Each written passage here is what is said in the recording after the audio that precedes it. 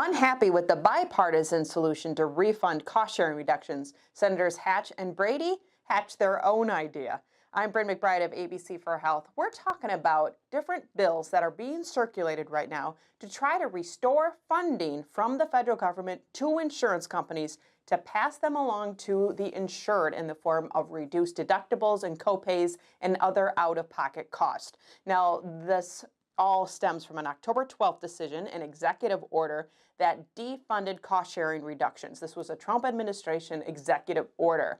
This caused a big ripple in the insurance industry as it was right on the cusp of open enrollment. Senators Lamar Alexander and Senator Murray started a proposal out of the Senate Help Committee, the Health, Education, Labor, and Pension Committee, to try to restore those cost-sharing reductions, restore funding for 2 years. And while they were at it, they added a couple other market stabilization measures to their bill. Things like adding flexibility for state regulators in the form of broadening out Section 1332 innovation waivers.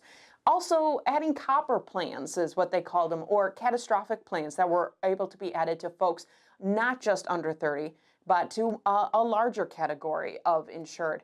And then it restored and, in fact, enhanced money for navigators and assisters, outreach, and education without making any changes to essential health benefits. Well, this proposal was very popular. It's gotten a lot of co-sponsors, and it was one that's gotten a lot of media attention.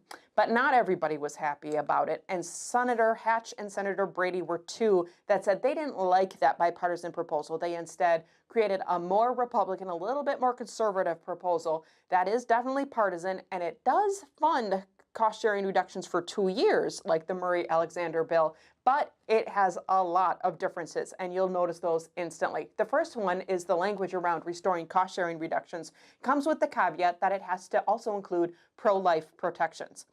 They also does some very dramatic measures. It eliminates the employer mandate, and this is retroactive, so that employers that didn't offer insurance that should have won't indeed be penalized if they weren't doing that over the last several years.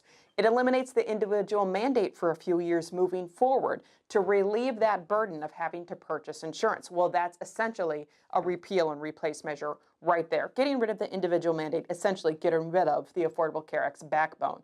It then adds things to expand health savings accounts to increase the maximum contribution limit so more people can add money to their health savings account, and then that would take the place of a marketplace plan. Now, they didn't have legislation out yet by the time that this press release was issued, but they said expect one soon. Not clear how popular this proposal will be. You can read the details yourself. You can also compare it to that Murray-Alexander proposal that was getting broad bipartisan support. We give you the link to both of those proposals here.